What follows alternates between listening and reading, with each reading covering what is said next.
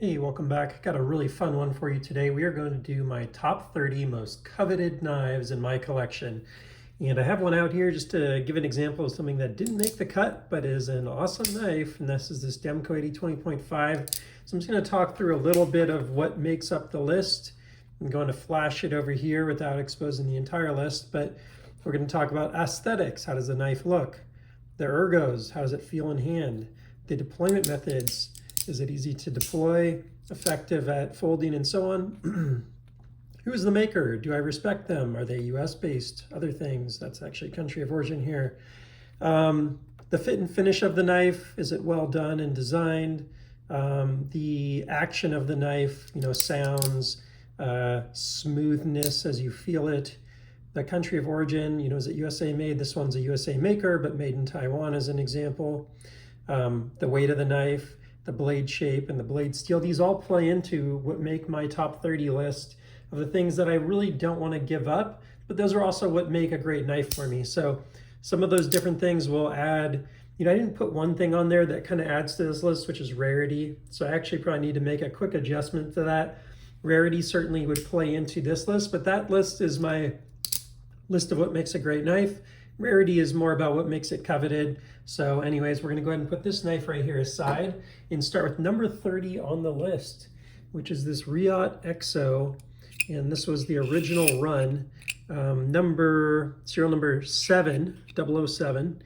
And this was an LMAX, really cool knife. They didn't make more than maybe 12 of these in the DropPoint, in 10 to 12 of them in the double edge, and 10 to 12 of them in the Tanto. So very rare, number 30 on my list, not made in the US. Certainly has the action, but it's not the fit and finish. Although the fit and finish is good because it's made by Riot in China, which is arguably the best manufacturer out there. This is not like the pinnacle of my list, but it is one of these most coveted on my list. I have about 125 knives that I track. There's probably 20 or 30 extras that are just garbage knives or whatever. Next one on the list, really cool one here. This was batch 2 of the Winter Blade Factor, and the reason this one's on the list, and I have quite a few of these, is that this one's Magna Cut. I think Indiana Knives had a run of these in Magna Cut, and there's only, I think, 80 made. Some people say last 50. I don't know what the exact number is, but the rarity on that one's kind of cool, and the Factor's just cool by itself, so that one made the list here. Winter Blade Factor, number 29 on the list. Number 28. This one is you probably don't see this one much on the channel. It stays in a drawer most of the time, but it is a 3-inch Hinderer non-flipper battle blue with a textured blue tie scale on it. Really nice little one, and it's part of a 2-knife set that I have in this same working finish blade. This one's 20 CV. The other one I have is actually an M390, the 3.5-inch, but really nice knife. And they don't do those 3-inch in the Fullard version, but this Fullard 3.5-inch is just a really cool knife. For a while, my Stonewashed one was kind of my favorite, and I think it's more broadly the favorite, but this, I don't know what you call it, working finish, dark wash, whatever it is, M390, and let me adjust my blinds a little bit so you don't get those flashes of lights on the knife, is just one of my favorite Hinderers, and this particular one just has phenomenal drop shut gravity action and is a really nice knife, taking up number 27 on the list. And I actually have these written down on a list this time for you, so you don't have to listen to me fumble around trying to figure out which knife should or shouldn't be on the list or what numbers they are. So sorry about that in past videos. Number 26 on the list. Also a pretty hard knife to get here, made in the US, the HMC Transient. And this particular one, I'm trying to remember what the Damascus pattern is on this one. It slipped my mind, but I have it written down here. It is the Mike Norris Taipan Damascus. It's a beauty. This one has some nice black Damascus or Zerk or whatever you want to call it. Extras on it, and Jim is just a really cool guy. I had makers like number 4 on my list. Jim is a really cool maker. This one, depending on the day, could even make my top 20 list, so it's a little lower right now just as I was setting out the knives, but man, that's a really cool knife and could definitely go high on the list or higher. Boatright Bladeworks Fjord. I actually don't know what the Damascus pattern is on this one. I think he mostly uses Alabama Damascus, but got this one through a buddy that's actually a channel viewer, and it's just a really nice action. It's one I've never carried, but just kind of a beauty with this really neat micarta scale on it. And he doesn't make a lot of folders, so they're pretty rare, and the sizing on this one and everything, the action, it's really good. Really a big fan of this one. And Chase at Boatright, again, really cool maker, makes them in the USA, full custom maker there. All right, the next one is getting into one of my favorite makers here, the Hansen Hetaroi, I believe is the pronunciation here, or Bromingo, is taking up number 24 on the list. So that Boatright was number 25. This thing was refinished by Scott, and it's become one of my top 30 favorite knives, top 25 favorite knives since the refinishing. He just did a phenomenal work on this spa. The action on the knife, the detent, the ergos, the beauty of it. It is just a really cool knife. So yeah, really appreciate Scott taking that one from honestly probably not being on my top 30 list to square in the top 25, if not even higher on the list. In fact, it's probably a little higher in this next one. Although, man, the Oz Roosevelt is such one of my favorite models. I could not put an Oz Roosevelt Silver Surfer somewhere on this top 20 list, top 30 list rather. This one made it in at number 23. The Oz Roosevelt Silver Surfer. Man, this thing is just a beautiful milling. It represents everything that he does right over there at Oz Machine Company and the team. And definitely one that I cherish and always want to have a Silver Surfer in the collection is kind of my thinking. It doesn't necessarily need to be this one, but it's just one of my favorite examples of what Oz Machine Company does, which is one of my favorite makers. Next one on the list, harder to get and made out of South Africa, but the Bull Knives team is pretty cool in their own right. And actually their table price for what they do here is quite reasonable. This is the Bull Knives Shamwari, or the Spiro Shamwari, because it has the Spirograph over travel stop and pivot hardware. And that is just a beautiful knife, runs on washers, and it just has phenomenal action. Probably one of my favorites in the entire collection on the action, which is my number 6 priority in terms of what I love in a knife. But man, that thing is quite a beauty there. So definitely one I'm glad to have in the collection, and I actually did pay over table, I'll admit, on that one, although I love it at the $1,100 table for that model. At least that's what they were this last year. Let's see, the next one and first one from this maker on the list, lowest rank, but there are going to be a ton more, so I'll apologize for that ahead of time, is the Brown Knives Parabolic. This one's number 12. It was once featured on Epic Snuggle Bunny's YouTube channel. It was extremely hard to find. Apparently Craig only made 36 of these. I actually brought it by his shop the other day when I stopped by, and it was pretty fun for him to see it again. I think it's the only hand-rubbed knife that Craig has ever done. It has these crazy copper inlays that are patinaed on it, full integral. Totally a quirky knife. This one does not meet a lot of my, aesthetics and ergos and so on. This is more about rarity, the difficulty of making a knife like that. And this was, one of Craig's first 12 knives he ever made. I actually got to handle the first one he ever made of that the other day, which was pretty cool to see. Had like a dark wash blade on it and stuff. Pretty neat.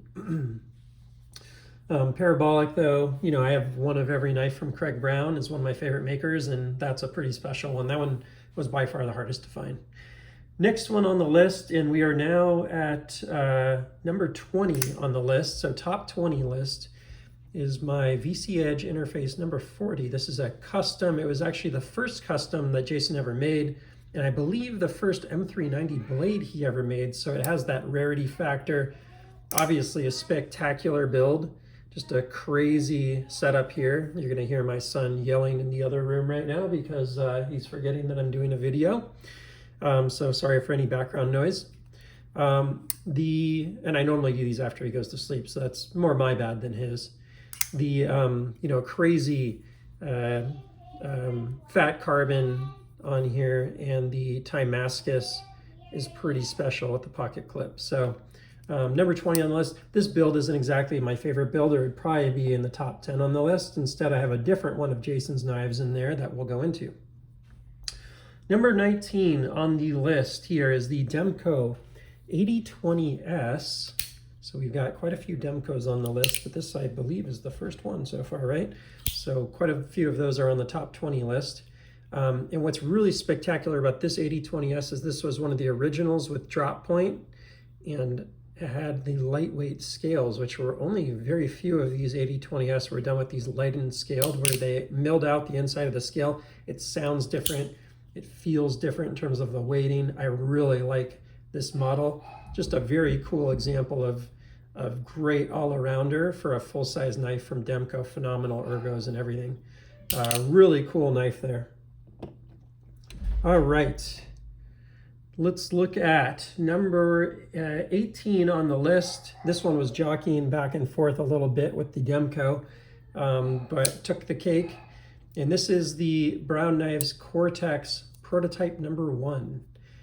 This is the first one that Craig ever made, and honestly, he kind of nailed it from the beginning. He did a couple different variations here, but I love this finger hole or thumb hole or whatever you want to call it here. This one was CPM 154 and just some micarta inlays, but the inlays are really cool. The milling's really cool. And obviously just having prototype number 1 of honestly one of the coolest models I think Craig ever made, and the one that kind of pointed him in the right direction, is an all-around kind of knife for EDC, is this Cortex. I have quite a few Cortexes, I think 2 others, but that one's, the one that's the most coveted just because of that prototype number 1, mystique.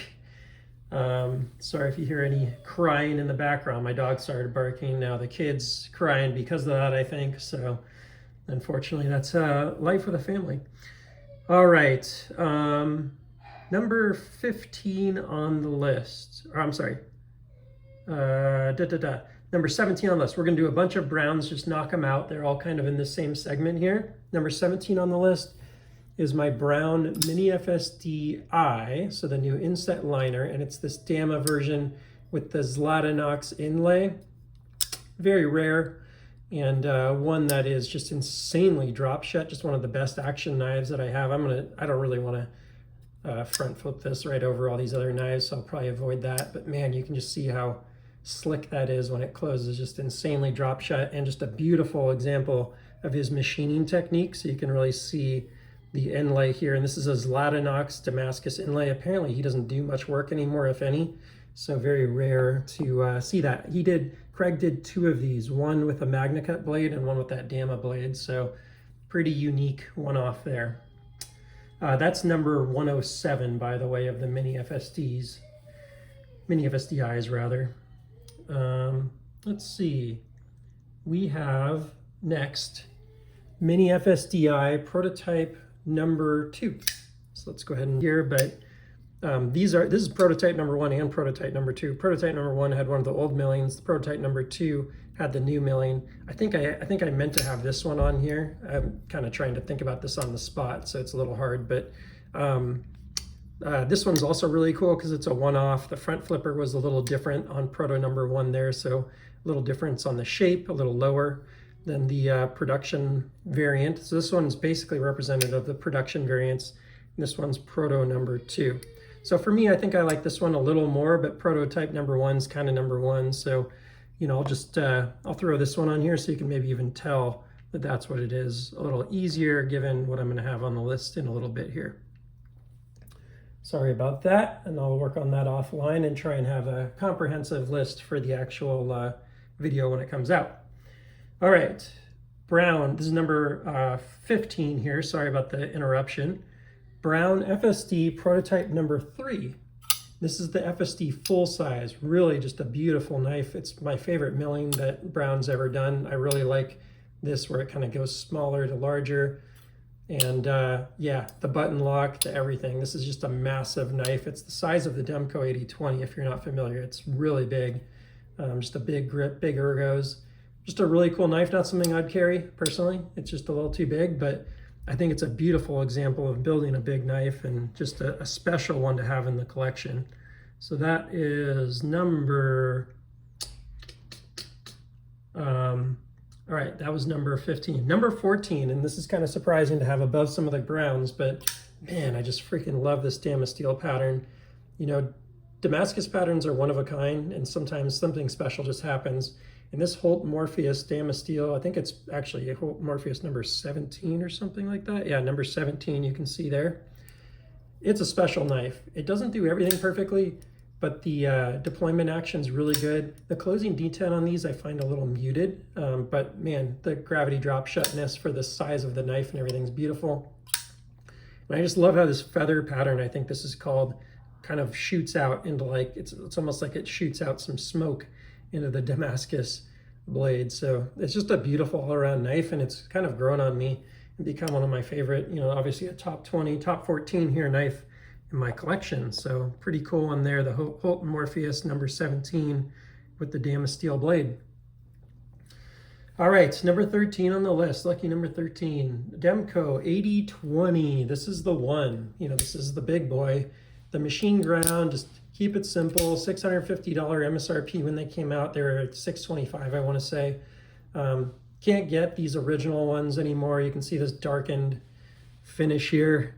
Kind of, I don't know if it's like rusted out or what the story is there. Let me again adjust my window so I can get the light out of here. The sun is moving on me a little bit. There was no blade steel. I'm told it's 20 CV, but there's no blade steel etched into this one, although most of them either have it hand etched in there or lasered in. This is one of the very first Demko AD20s, and man, I mean, I'm not going to go into everything about the Demko AD20, but it's the big boy. So people that love big knives, this is about as cool as it gets, with a super strong lock, and it's still fidgety and stuff and easy to deploy. So really neat knife and very hard to come by one of those original Demkos. All right, this is a very cool one. And this one could have been on the top 10 list if I had the right variant, but this particular one isn't like my all-around favorite, but man, I do really love it. This is prototype number 15 of the McGinnis spoke, and these are super hard to get. People try and sell these things for $2,500 to $3,500, $4,000 for these McGinnis spokes. This particular one's the frame lock. The ones I really like are the liner lock or the inset frame lock, because you're a little less likely to get the lock bar pressure. But this one was a bearing knife. Most of them are on washers now. But man, this thing's like basically gravity drop shut. It's not 100%. Like every time you can see it kind of stuck there. But it is really fun action and a really nice all-around knife where you can roll it out. Crazy detent on these. The fit and finish that he does is spectacular. I'm not a big fan of his pocket clips. I actually kind of like this one more than what he normally does, which is these kind of just funky shapes on these things. But really cool knife, and yeah, just a great all-around knife and very hard to get. So it's got the rarity factor for sure. Not the biggest like Jerry McGinnis fan for one reason or another. I don't know him or anything, so it just, I'm kind of neutral, I shouldn't say. I'm not the biggest fan. I should just say I'm neutral on him as a maker. I just don't know much about him. Definitely like some of these others though in terms of the interactions I've had.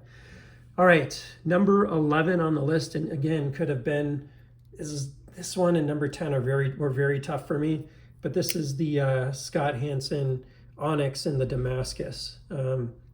This one runs on washers, and it is a little older, a little thicker, and not quite as desirable in my opinion as my PJ version with the Slim. But man, it is a sweet knife. I think the silhouette on this knife is one of my favorite knives made, and I'll show you on the other one in particular where it has the thumb hole. But this one's definitely one of the top knives on my list. I'm going to go into the Onyx model a little bit more when we get up to the other one that I have on the list. But obviously just, you know, a fantastic and beautiful and rare knife. Scott only makes a handful of these Onyx a year. And here's its competition for the top 10 list. So number 10 on the list, we're now on the top 10 list, is the Walter Randolph or WR Bladeworks Mini Chaos. I just got this and it quickly jumped onto my top 10 list. First, the most expensive knife in my collection. Second, this Hornet's Nest Damascus is pretty unbelievable. Third, the action is just second to none. And the fit and finish I should say the action's really good. The fit and finish is just second to none. There is no part of this knife that is overlooked. There's no edge that is too sharp. There is, you know, like, and just an insane amount of attention to detail. The way that he's actually like rounded off the pocket clip, it just looks like he puts so much care into making this knife. It's really phenomenal. The pivots are spectacular. Some of the coolest pivots of any knife in my collection. This is a clover leaf, I think is what he calls it, pivot. Man, this is just a spectacular example of knife making, especially as a custom knife maker. This is no CNC. Spectacular. Number 10, it's probably going to grow on me, but I just got it. I can't quite bump it ahead of some of the other knives that are on my list. Should I do the top 10? I don't think I can do it over here all alone. So I'll throw this here. Number 9 on the list, just one of the coolest Demkos ever made, the Demko AD20 Compact. Thinner scales than on the full size, but the same size kind of grip. They've actually changed the handle pattern a little bit here. I really like the ergos on it, and this crazy sort of swedged, neat, short version of the blade with a smaller, fuller hole.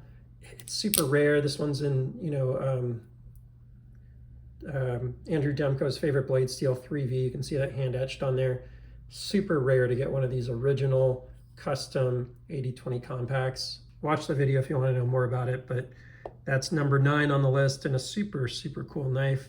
Guess I'm gonna have to shift things around a little bit. I think I'm gonna have to move things over to accommodate, but sorry. All right, SKP Lamia, number 8 on the list. This is the version 1, is full stonewash. It has much better action than the other versions that I've had. Man, this thing is just a beautiful example of kind of a hard use washer knife. Just the smoothest washer action aside from my bull knives, Shamwari. Just really nice, beautiful. It's called, what is it called?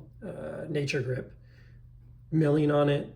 And just, you know, this is one of the few that are numbered. He only did the numbering for maybe like the first 200 knives or so. So it's just a cool one. This is a polarizing maker for a lot of people. A lot of people don't like him, but I think a lot of people are taking things that have happened with him out of context. I've had phenomenal experiences working with Alex on stuff. Super great service, very responsive, like been a really positive experience for me. And I don't think he's ever watched one of my videos or anything. I don't think he has any idea who I am, but you know, we just talk and he's reasonable. Just a good guy in my opinion. So I don't know what the hype is. And yeah, ergonomics are great on that. The deployment's great. Love the thumb hole. It's just a really cool knife. It's one of my favorite in my collection. All right, getting into the really cream of the crop here. Number 7 on the list. VC Edge Interface version 3. This is number 134. 134. And these newer versions didn't have the tongue and groove here. It's just a phenomenal feat of engineering what Jason does with these knives. And this kind of more plain version is really my style. And I love that I got this kind of randomized, almost like a Damascus looking carbon fiber pattern. Just chance, right?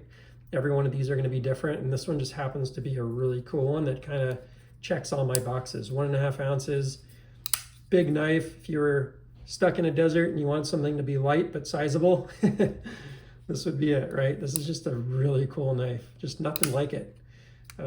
Very high on my list. Could easily be top 5, honestly.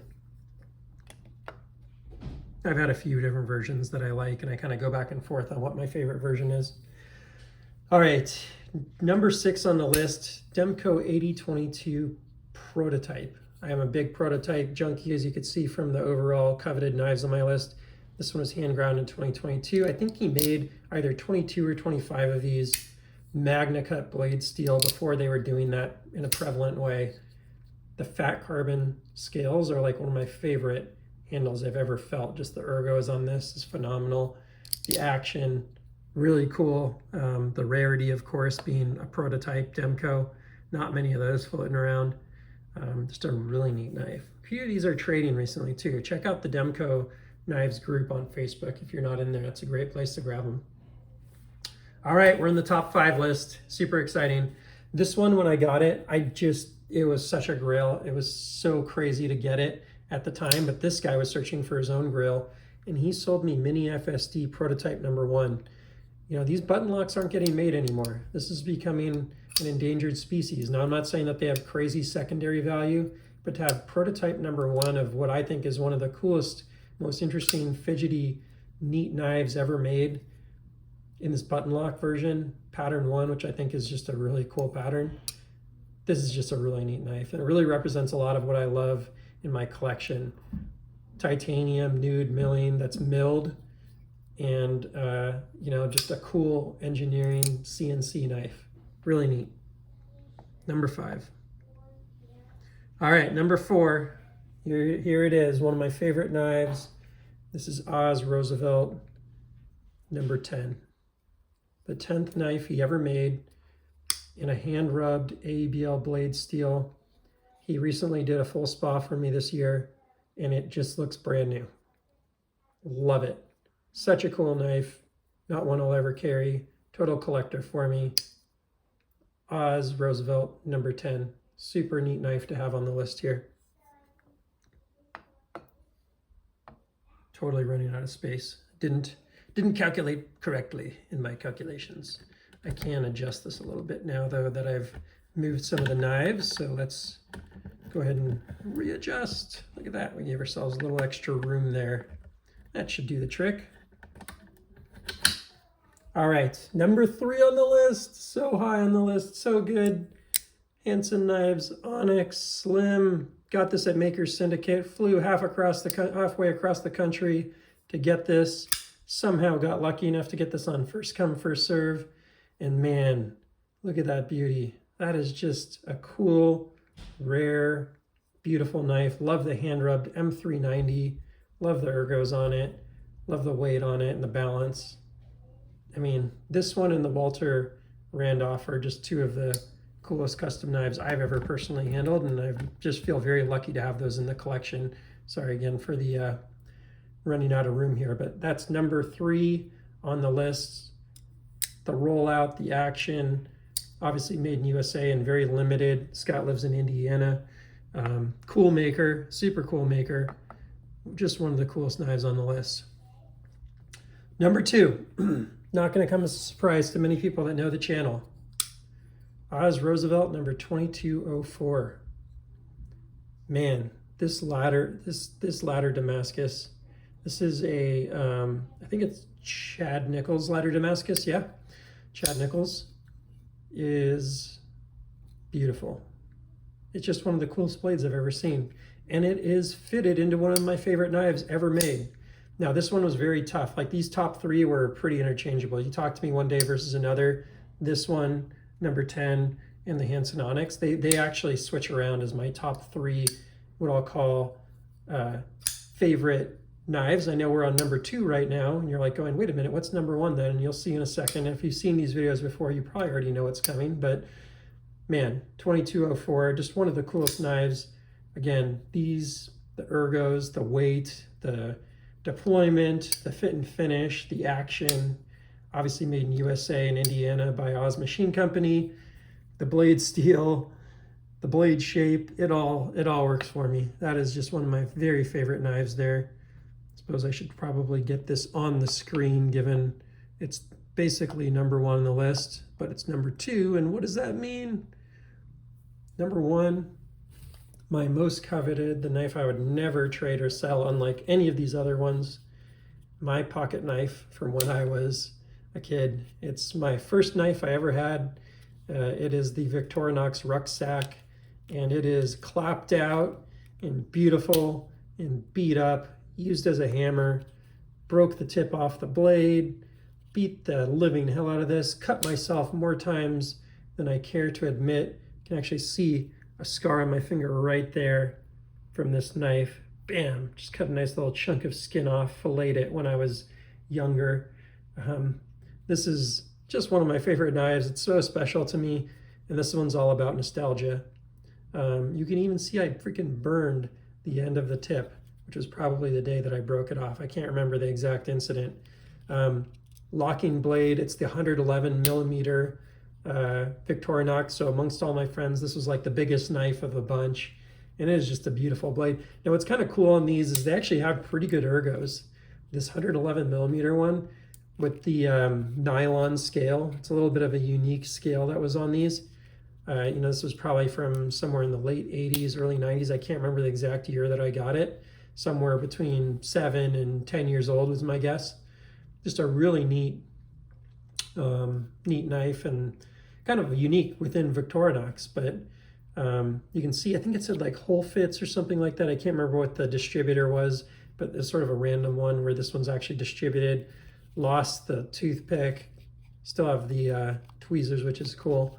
So yeah, one of the most special knives to me because, you know, it's my first knife I ever had. So that is all for this video. I know that was a lot. I'll go ahead and pull up the list really quickly so you can see that as well in a list format in case you want to take a screenshot.